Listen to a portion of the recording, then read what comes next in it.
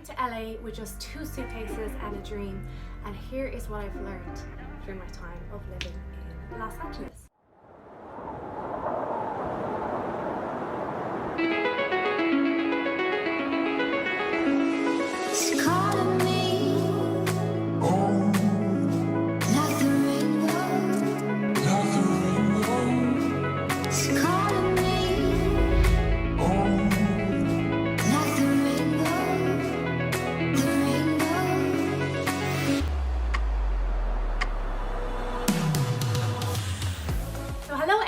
My name is Shahira and welcome to my YouTube channel. Today I wanted to make this video because tomorrow, the 4th of August, marks 10 years since I've been living in the United States in Los Angeles. Besides what the t-shirt says, I know it's a little bit confusing, Brazil. I have no connection to Brazil. I'm actually from Ireland, if you can't tell by my accent. 10 years living in LA and I have not kicked the accent, and to be honest, I'm quite happy about that. I like the American accent. I was gonna say I wouldn't like to have the American accent, but what I mean is I feel, I'm from Ireland and it's nice that I've kept my accent, although I do feel it's difficult for acting roles because I find it very, very difficult to switch off my accent. I'm very, very proud to be Irish. The Brazilian t-shirt is just because I am an ambassador for Fashion Nova, and I believe that they're doing something with the Olympics at the moment, and they have a lot of like branded country t-shirts, and they didn't have any for Ireland, so I just got this one because I liked the colours and I thought it was cute, but I've never been to Brazil. Anyway, I am from a very small town, a small city in Ireland called Galway. It's on the west coast of Ireland, for those of you that don't know. I lived all around Galway, so it's just easier to say I'm from Galway. And now I have been a decade living in Los Angeles, and oh my god, the stories I could tell you. I'm gonna actually just start making other videos on like story times of wild situations that I've been in, wild things I've seen, and just things that I think might be interesting to somebody listening or maybe interested in moving to LA. I definitely want to give some tips and tricks as well for people who are interested in moving to Los Angeles. So if you hear a brief thing I mentioned about LA, and you want me to dive deeper into a story time on that particular topic, please let me know in the comments and I would be happy to do so, or you can message me on Instagram as well with any requests. But anyway, I wanted to start off on my journey and how I ended up in LA. So like many of us, I had this fantasy about Hollywood. I was really into performing arts growing up, so singing, acting and dancing, which is ironic because I was actually a very shy child initially. Especially I kind of got into myself a little bit more as a teenager, a bit of a bold teenager, but when I was younger, barely spoke in school or anything. In fact, one of my teachers went to my mom one time and was like, is she okay? Like, she does not talk like at all in the class. My mom would laugh and be like, oh, don't worry, like she talks enough at home. But where I kind of excelled and came into myself was the performing arts. That was what my hobbies were, and I went to various performing arts schools my entire life, and I just loved it, absolutely loved it. So I was definitely a show off. I would even make my friends put on concerts in my garden, and we were the Spice Girls, and we would make the other kids come and line up and sit down and watch us perform.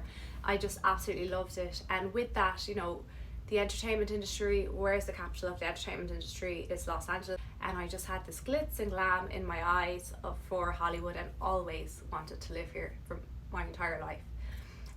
Then as a teenager growing up, I definitely got into The Hills, if anyone remembers that show. The Girls Next Door, very, very crucial in my story in particular, which was a story of 3 girls, Holly, Bridget and Kendra, a reality show about 3 girls, Holly, Bridget and Kendra, who lived at the Playboy Mansion with Hugh Hefner. We'll get there. And then also later, obviously, the Kardashians came on the screen as well. And so just watching these different reality shows, and of course we grew up with so many American movies and everything like that, songs about LA, I had this fixation on Los Angeles like many people do. So with that, it was just a distant dream for a little girl in Ireland who did not come from a background of finances or anything to even make that move or make that dream in any way possible. I came from you know, quite a single parent mother background, very little support, just me, my mom and my sister. That's literally the only family that we had. Some cousins and an uncle and aunts and stuff in England, but I've met them only a handful of times, so really little support. It was just this distant dream that I had in my heart and soul that I would one day live in Los Angeles. As I got older, when I was 18 years old, tragedy struck me and my friend group, and I lost one of my best friends who I had been friends with basically my entire life. And when that happened, my mind shifted completely to, oh my God, we are not invincible human beings.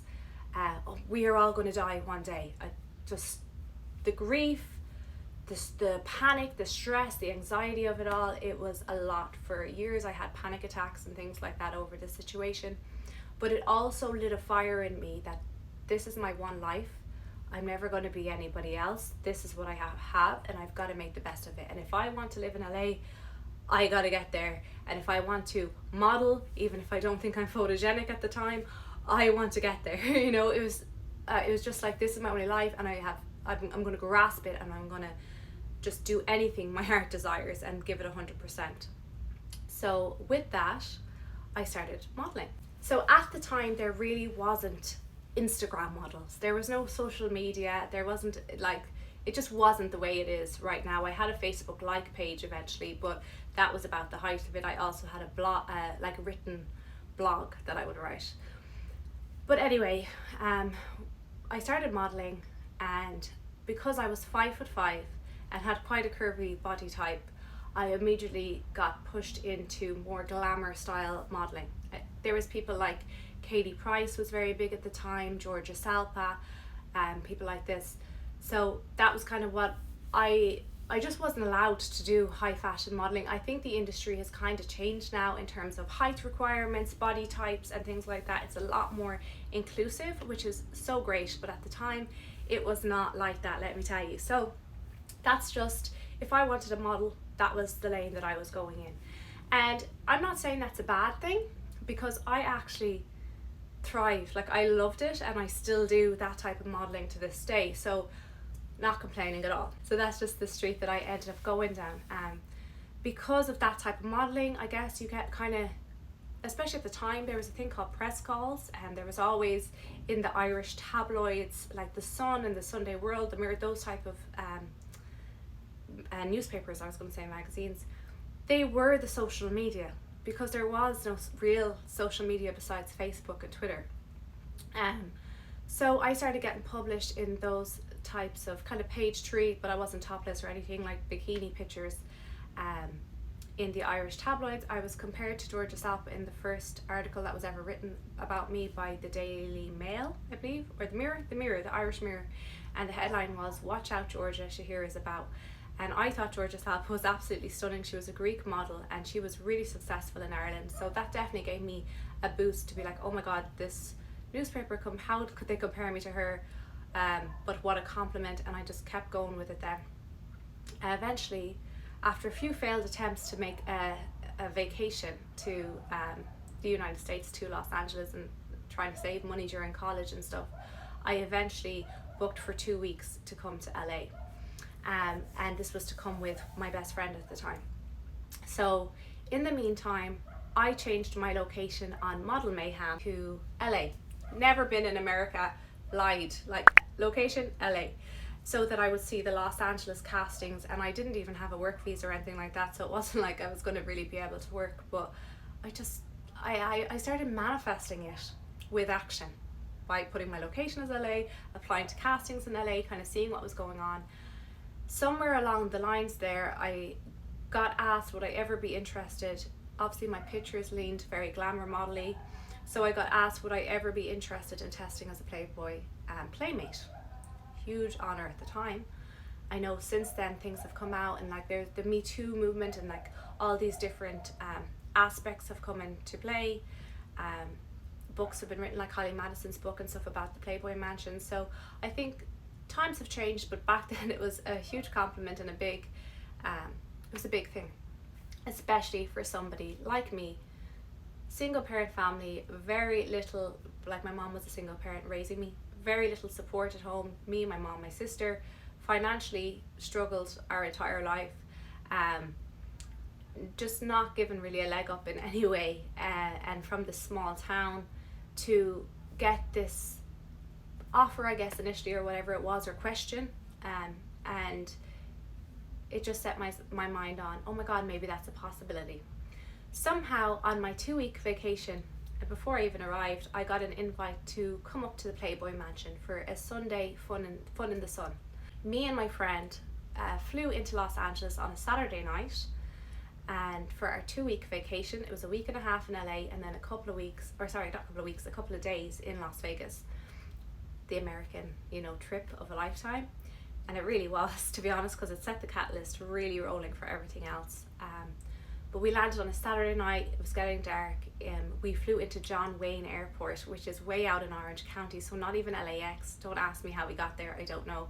We had to take a long taxi over to Hollywood. We stayed at a motel called the Hollywood Downtowner Inn at the time, and we just went to sleep because we were jet lagged. It was already nighttime. We'd been flying for however many hours to get here, and straight to bed.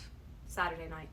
Sunday morning, we were on our way to the Playboy Mansion, and all excitement was in the air. So Sunday morning rolls around, our first day in Los Angeles, our first morning in LA, and we are on the way to the Playboy Mansion. Now, I'm not going to go into the whole story time about my whole Playboy journey, because that's another video for another time, because if I did, I'd just be here forever telling stories and stories and stories, and that's not really what the video is about. It's more about a reflection on my whole 10 years of living here. But oh my god, what a dream come true. We pull up to the gates. It's all girls next door type of vibe now. It was after Holly, Bridget and Kendra had left already, unfortunately, because I would have loved to have met them. But I did end up meeting Bridget at a party. Actually, Kendra too, briefly. Just like a hello and a picture type of fan thing, not an actual get to know, because they just weren't living there at the time. They'd moved on with their lives. But nevertheless, having grown up watching the girls next door, I'd never been to a mansion. It was, when I say it was far from mansions that I was raised, it was far from mansions that I was raised. Like I said, I came from a single parent family, so financially we always struggled, and that was one thing that I just heard my mom talk about all the time. It was her number one stress, was finances. And growing up, now, we never wanted for anything. My mom was the most incredible mother in the world, and I still was spoiled in many ways and stuff. Spoiled and not spoiled, not like, God no, not with designer things or anything like that, but somehow I got by. I had everything I needed, and I still like horse rode and things like that, which is not a cheap sport by any means to be involved in. So my mom did her very best by us, but still, we lived on a council estate throughout the last few years of me living in Ireland. So to come here and be at this stunning mansion, this mansion that I had watched on TV growing up, and they had fairy lights all year round. It was beautiful. I was just in awe, and I met Hugh Hefner, and I believe he was I had met a few celebrities by then in Ireland, but Irish celebrities, not to say they're not celebrities, but just, I guess when you're in Ireland, you don't think of it, when you think of American celebrities more as celebrities, you know what I mean? But I had met a few American celebrities. I'd met LMFAO, the band and stuff, I believe, by then, I think. But Hugh Hefner definitely being the most A-list, iconic celebrity that I was meeting. I couldn't believe that I got to meet him. And from there, my trip got so much press attention in Ireland. And fun fact, Hugh Hefner had, I believe, one of the largest personal scrapbook collections or something like that, and he would scrapbook every week. And doesn't matter how successful he was, or how many millions he had made, or just how iconic Playboy was in our culture and history and everything else, he still scrapbooked any press that he would be given about Playboy. Crazy, to think. But his receptionist, what would you call her? His personal assistant type of woman emailed me after my trip, and she asked me to send any of the press clippings that I was in Ireland personally directly to Hugh Hefner for his scrapbook collection.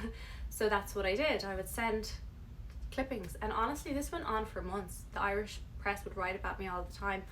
I think I was one of the first Irish models definitely to be invited to the Playboy Mansion. After that, a lot of girls like started trying to go and things, but yeah, I believe it was off of seeing how much press it was getting me, to be honest. I mean, like I said, everyone kind of at the time grew up dreaming about this stuff anyway, so it was by no means a personal dream to me.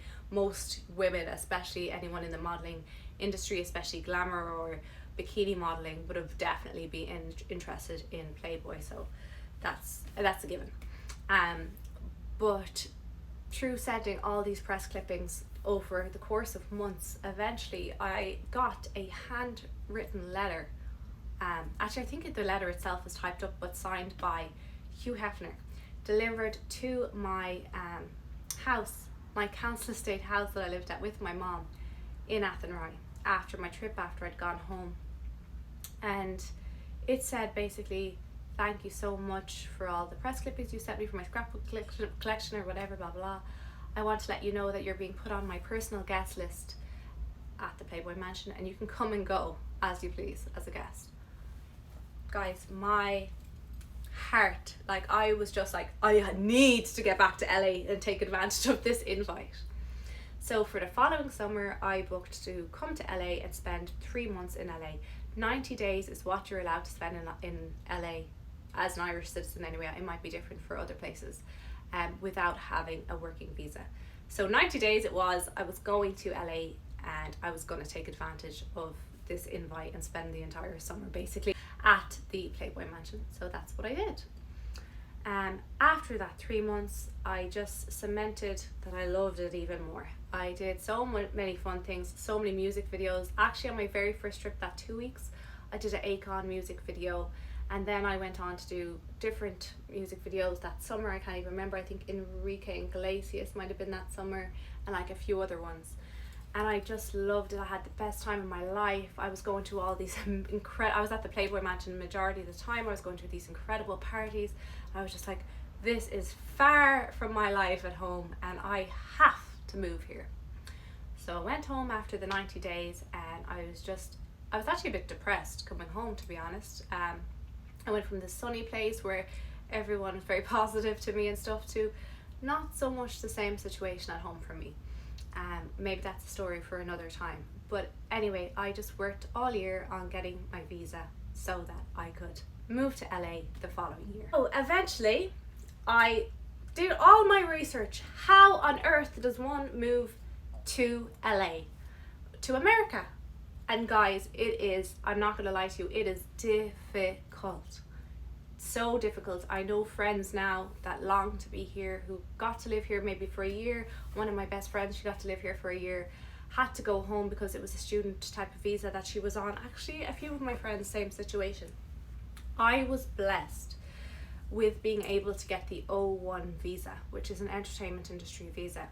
And the reason I was able to get it was because of all that press I had had already about Playboy. And just being in the Irish media quite regularly, it qualified me to get an O1 visa.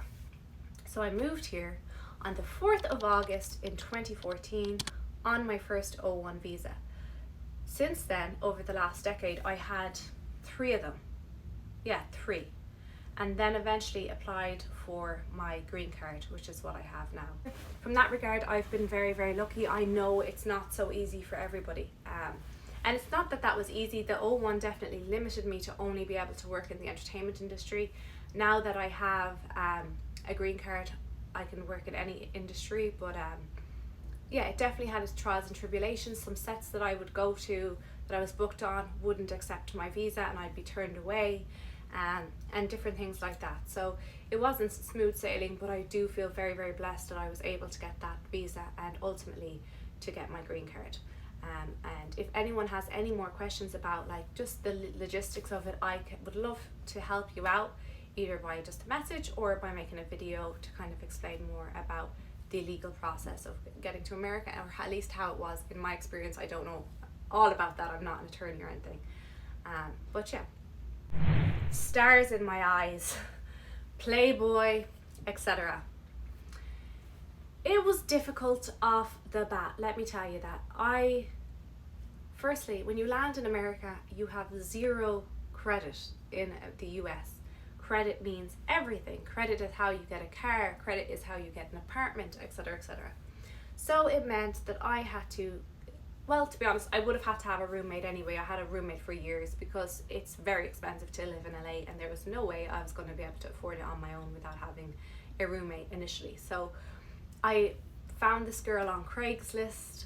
I was able to get an apartment with her because her dad ended up being the guarantor on the apartment. She was an American girl, and oh my god, guys, it was the roommate story from hell. It was so bad, and actually I kind of blame that reason as to why I didn't immediately start YouTube, because I definitely had plans to come here and start YouTube and like just document my journey of living in LA and all the different scenarios that I was going through, and just bit by bit by bit, this person that I live with made my life a living hell. I think it was at least 6 months that I lived with her. Eventually I got out of there, but I was so stressed and so anxious and honestly so scared in my own home that it was impossible for me. Might be a whole other story time, my roommate from hell. But oh my god, it was so difficult, and I actually ended up, thank god, I had some Irish friends living here. Well, actually I made Irish friends. One of them I already I knew from home, and then I made friends with her friend and her boyfriend, and they actually ended up taking me in for I think a month, like a couple of weeks anyway, while I found somewhere else to live, because I had to get out of this situation with this crazy roommate. So that was my first eye-opener. Welcome to America. Just a different level of crazy than anything I was ever used to from home, let me tell you that. So yeah, that was the first thing. The second thing that really shocked me was just how homesick I actually was, because like I said, grew up wishing to be in America, had come and visited, loved it, longed to be back, almost depressed when I would go home to Ireland in between the vacations that I went on here. Tried so hard to get the visa, eventually got the visa, eventually living here, and boom, very, very homesick. Culture shock of everything. Even though I had already been here for 3 months and things like that at different stages, I couldn't believe how homesick I was, because I was very young in a huge city on my own, and I come from such a small, like, if I was to compare it where I'm from, it wouldn't even be called a city here. It was like a town, really, and everyone kind of knows everyone, or like somehow knows somebody, is connected.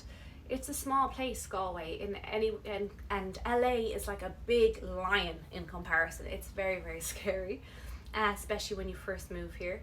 So even when it would start to get dark, my anxiety, I already suffered with panic attacks and stuff in Ireland, for various different reasons, and then to be here and love to be here, but also feel incredibly lonely. Everything was new.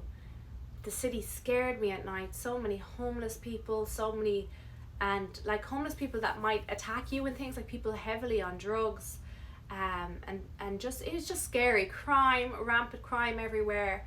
It was scary, and I would be like panicked if I was out even at the grocery store and it was starting to get dark. I'd feel my heart, get home, get in your safe apartment, and like lock the doors and like don't go out.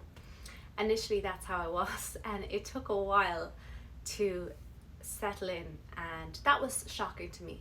So don't be surprised if you move here and it's all you ever dreamed of and it's all you ever want and you love this place, and yet the homesickness still hits you. It is hard. It's really, really difficult to move to a new place, especially if it's chalk and cheese from where you're from. Well, I will briefly touch on, I guess, what you'd call some of my career highlights since being here. They would be, well, one of my favorite ones was working with Snoop Dogg. I've worked with him in various capacities over the years, but initially it was on his kind of like podcast or webisode that he had at the time called GGN. And I was just such a big fan of Snoop Dogg. I had gone to his concert in Dublin when I was younger, loved him. I so much that I called my dog, my Jack Russell Terrier that I had in Ireland, Snoop Dogg with a D-O-G-G, of course. And yeah, so when I got to work with him, I was just over the moon, couldn't believe it. Part of me didn't even want to meet him because I was like, what if he lets me down and he's not nice or something, and my dog is called Snoop Dogg? Awkward. But he was lovely. To this day, I say he's one of the nicest celebrities ever. I was actually with him not just a couple of weeks ago, working on something else, and still a decade later, as lovely as ever. I worked on so many music videos over the years, to the point I can't even remember all of the artists, or just basically everyone. Like so many videos, small roles and stuff, not like huge, roles, some more featured than others, but still, what an experience, especially coming from where I come from. And I love music and stuff as well, so getting to meet some of your favorite artists and your favorite actors and stuff. I worked on a lot of sets of movies and TV shows, again as an extra and background and things like that, but still the best acting class that you can take by watching some of the greats do it right in front of your eyes, and just learning about being on set and stuff. If you're observant enough, I think it's a really good acting class. I do think there's only so much you can get out of that type of work eventually, but initially I think it's a very good thing to do. Endless music videos, even for example, I was in the Uptown Funk video with Bruno Mars. Now, can you see me in it? Not really. You can see my legs. It's all just walking, my legs. But I loved that song. That song was so huge and so popular, and it was incredible to be one of the first to hear it, especially like of the public, and to know that there was something special there, and to see, I think Bruno Mars is so talented, him in the flesh doing his thing, and how the whole creative process came to be. I really enjoy that, and I feel so blessed and happy to have been on so many of the wonderful sets, music videos, movies and TV shows and different things, commercials that I've been in, as well as modeling for various things throughout the years as well. Another big one that got a lot of press attention was I was a stand-in or body double for Kim Kardashian. So I got to meet her and her family, and like I said, growing up watching the Kardashians in Ireland at home, to being over here working with them on set, it was such a blessing. It was absolutely incredible. So those are some of my career highlights, I would say. Now I'm working in a more generic office job from full-time, 40 hours a week. Is it my dream? No. Do I enjoy it? Yeah. It's a nice job as jobs go, but after years of flying by my coattails, by being on the O1 visa, which only allowed me to work in the entertainment industry, and then eventually just recently getting my green card, I wanted something on the side. Well, it's not really on the side if it's 40 hours a week, but something a little bit more stable, guaranteed income and stuff, and then still pursue my dreams on the side. So I'm still at it, but it's hard to live booking to booking, because as much as they do pay well, I am SAG and things like that, which is the Screen Actors Guild. It's still just, you can't even spend money once you have it, because you don't know when your next booking is coming, type of thing. So I definitely longed for some stability, and I went and got a regular job once I got my green card. But I'm still out here and I'm still pursuing everything, don't get it twisted. So while it has been a dream, in terms of meeting so many people, that I grew up idolizing, watching, some for better, some for worse, of meeting, not all pleasant stories. Guys, I really want to go and dig into different stories, like hellish stories in LA, some of the real turbulent times I've been through, some of the dangerous and scary situations I've got into over the years. When I think about the whole last decade, I really think that I would love to give my younger self a hug. But I also was thinking about this as I was going to make the video, and I was thinking, I bet my younger self would love to give me a hug, just because of everything that's happened, especially in most recent years. I want to give her a hug because I feel that she was quite naive and just starry-eyed and very optimistic about everything, and I miss that innocence. But I also think that the person that I am now has been through so much difficulty, and so much pain, and just I don't want to get too far into it because I don't want to literally start crying, that I'm sure she didn't know what was to come, my younger self, and would love to give me a big hug as well. I have been in scenarios that I would have never imagined myself getting into. I don't even know if I can talk about them all at any point, to be honest. I would like to. I'm not sure if I would actually be able to dive into the truth and the real difficulty of some of it. If that's something you're interested in, again, let me know. I don't know how, obviously, just for safety reasons and different things, legal reasons, I don't know how far I could really dive into it, but believe me when I tell you, it hasn't been easy. And I don't want anyone to just view my Instagram. I don't know as an outsider how you would view my Instagram if you follow me or anything, or my social media. But I definitely don't want to paint the picture, because you only post, nice pictures of yourself and things like that on your feed. I do talk on my stories sometimes, but I definitely don't want to paint the picture that everything's been perfect, because it really, really has not been. I have had some of the best days of my life and some of the worst days of my life. I have been on such a high and such a low, like to the point where at one period a couple of years ago, I think I got incredibly depressed, and I was just crying all of the time, all day long, no matter what I was doing, making my food in the kitchen, crying, walked to the couch, crying, could not stop. And one of those reasons is that one of my worst fears came true. My worst fear of moving to LA was that something, and I don't want to scare people who still wish to move to LA or abroad, anywhere, move away from your family and your hometown, because I do believe that we're all put on this planet as individuals and to kind of follow, a journey in your path, and that's your path of what you're really desired to do. I think everyone should follow that. But my worst fear was that something would happen to my mother. This is the part of the video that I think would be difficult for me to get through, and if I smile during it, guys, just know that I'm the type of person, I sometimes find myself smiling in painful or difficult situations, to kind of mask or just get through whatever it is that I'm talking. But believe me, it's by no means a smiling matter. If anyone who knows me, or I'll just tell you straight off the bat, nobody was closer to their mom than me.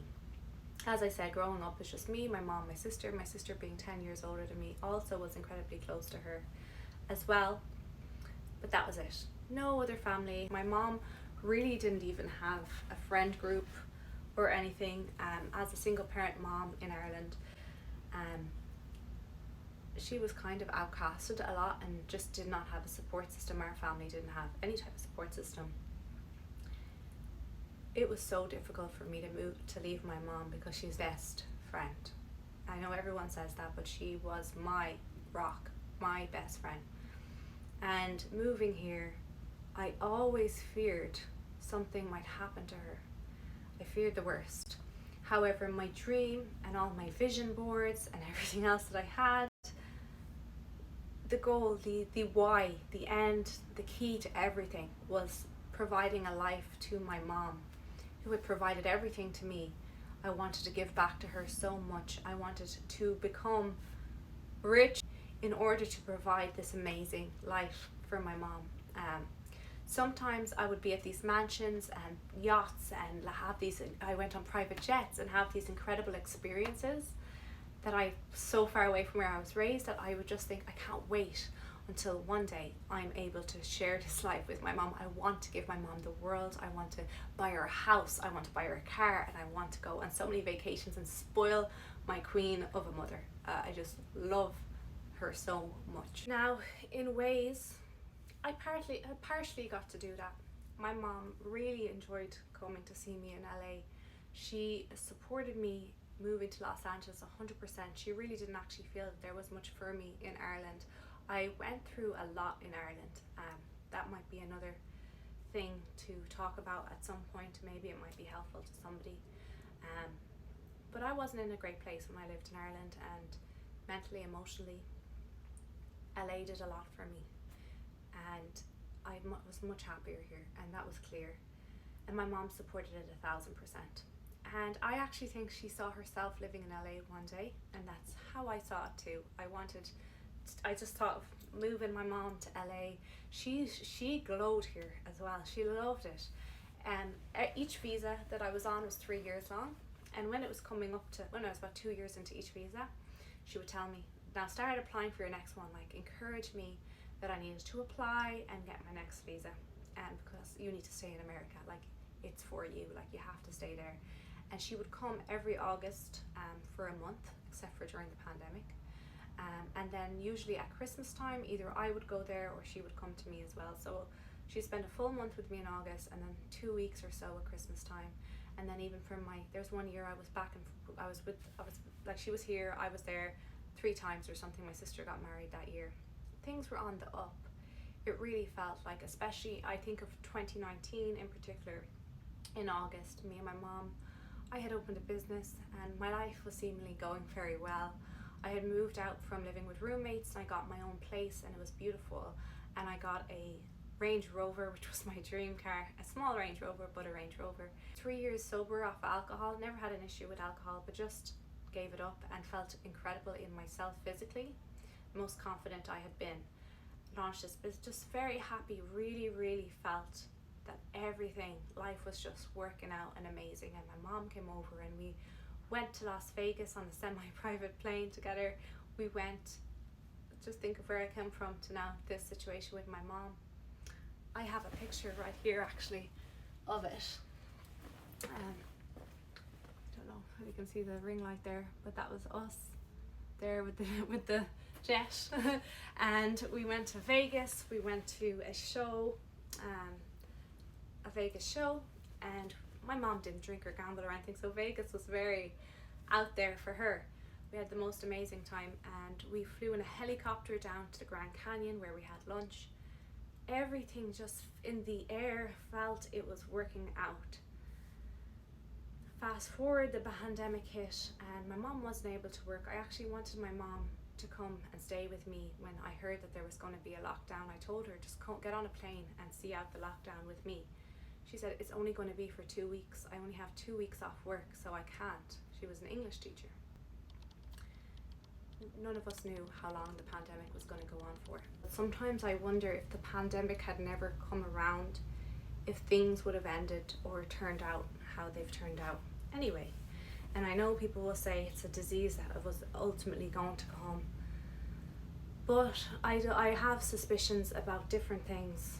And yeah, anyway, long story short, in about 2021, my mom developed a very severe form of dementia. And my mom now, it's been 4 years since the pandemic, so like at least 3 years of this. Yeah, is my math right? Yeah. She was like 62 when this happened. An English teacher would correct me on all my grammar. A memory of an elephant. When I say this woman remembered everything. So much, like I'm very forgetful actually. Like if I have an argument with somebody, I'm very forgiving because I usually forget what actually happened. But my mom would remember everything. She'd be like, don't forgive that person because they did X, Y, Z. I'm like, wow, I forgot that they did that, or whatever it might be over the years. Memory of an elephant, most intelligent woman. I'm not just saying that. Super funny, super vibrant, full of life. Actually, when I thought about sitting down to make this YouTube video, I thought of a video that I made about 3 years ago, or maybe more. I don't know, would have been more than that. It would have been actually probably Christmas 2019, when my mom came back to visit me again. I was trying my little YouTube journey, and I made a video about being 3 years off of alcohol and just what it had taught me and things like that.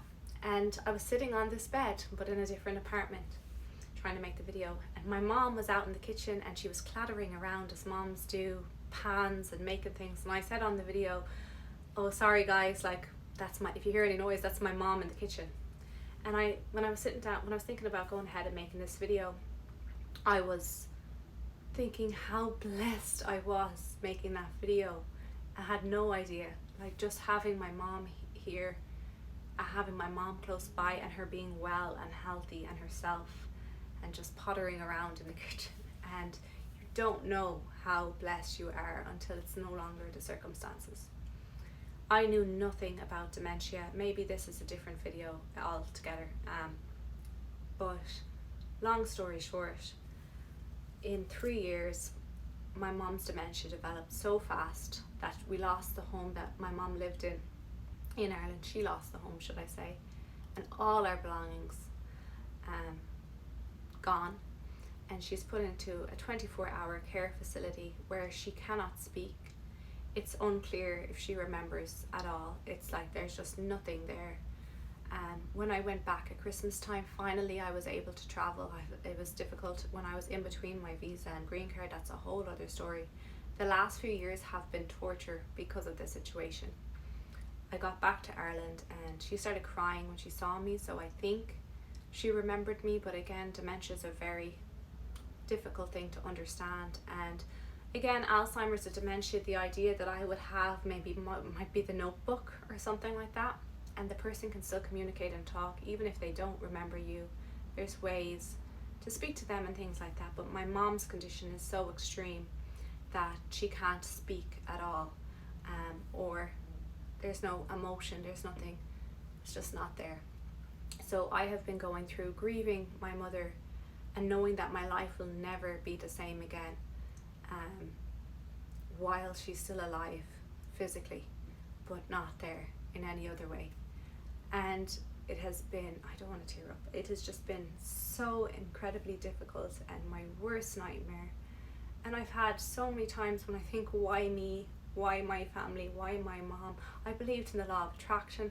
It's hard to now. I still try. I really try, but it's very, very difficult.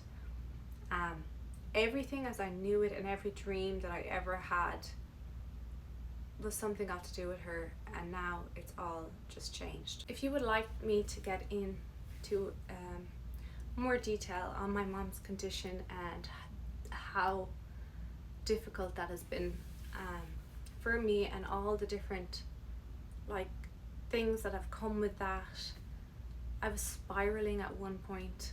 I gained quite a lot of weight, not as weight goes, but for me I was at my heaviest and very unhappy in myself, and just like I said, I mentioned earlier on, going around crying all the time, just in a very dark place. I have learned that I am so resilient and so strong, to be honest, that if you never thought I would be able to get through and do life without my mom in any capacity.